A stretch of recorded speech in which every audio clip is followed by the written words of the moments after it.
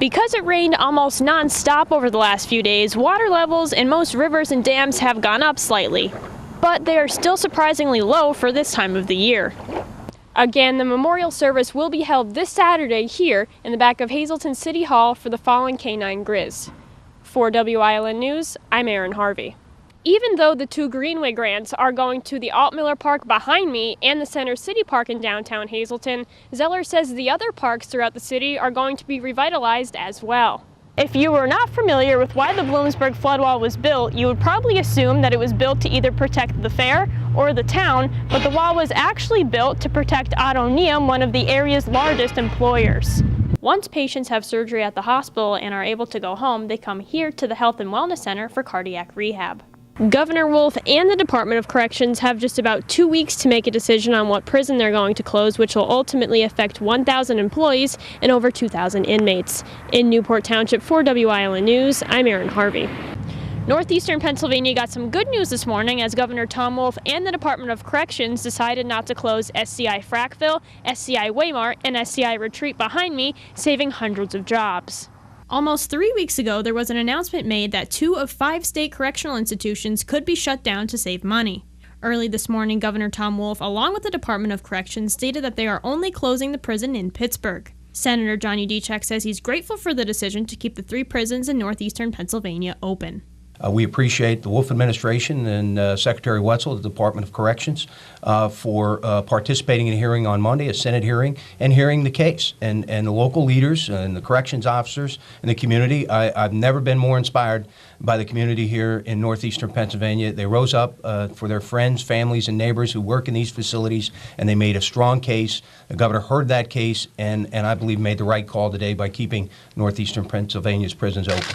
Senator Udicek thinks the PAC Senate hearing held on Monday in Harrisburg with the Department of Corrections played a factor in the decision to keep the prisons in northeastern Pennsylvania open. You look in the eyes of men and women who walk the toughest blocks in Pennsylvania in our state correctional institutions, and you see fear in their eyes whether or not their career in corrections is going to come to an end on January 26th. You cannot help but be moved, and I absolutely have been inspired by their efforts and their communications, and we were able, in a bipartisan coalition, I'm very proud of my colleagues in the House and the Senate who stood with us. Even those that don't have a facility in their district, they raised their voices, and we were able to make a case, and our prisons remain open. Senator Lisa Baker is working on a bill to make sure a situation like this will never happen again. The Wolf administration didn't just make an announcement to close. They had a 20-day period. I don't think 20 days is a sufficient amount of time to do that. So I'm going to work in a bipartisan way with my colleagues in both the House and Senate to establish what I think would be a more open process.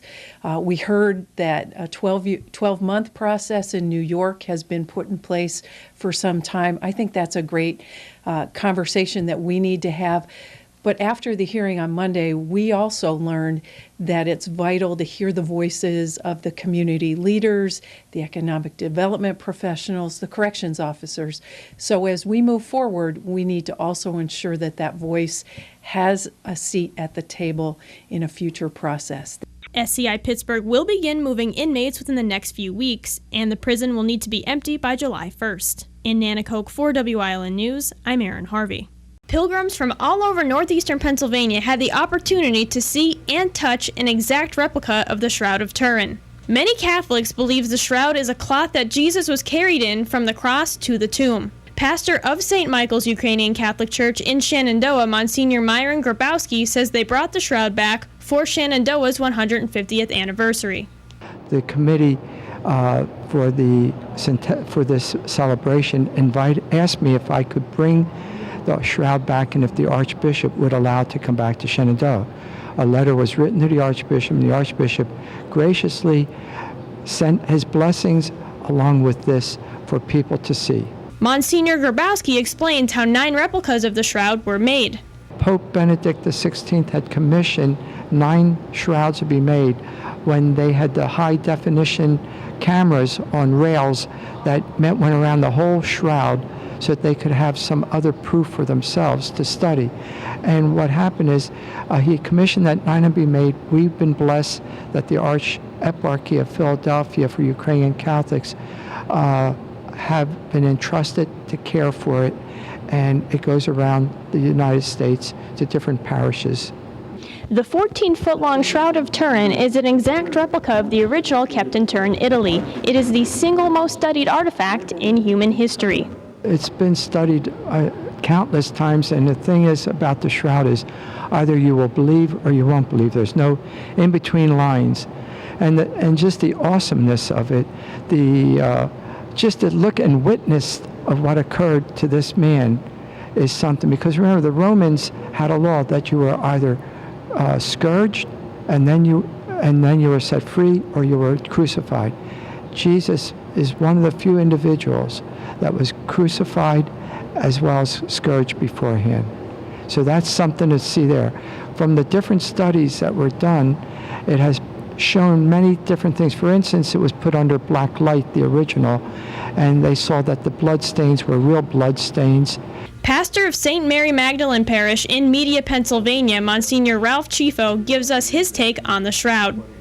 The shroud is an icon of God's presence, and it's a sign to us that His presence is still here, as every icon helps us to know the power and the presence and the peace of Christ. The Shroud of Turin will be on display every day until Sunday, August 28th at St. Michael's Ukrainian Catholic Church in Shenandoah. For WILN News, I'm Eryn Harvey.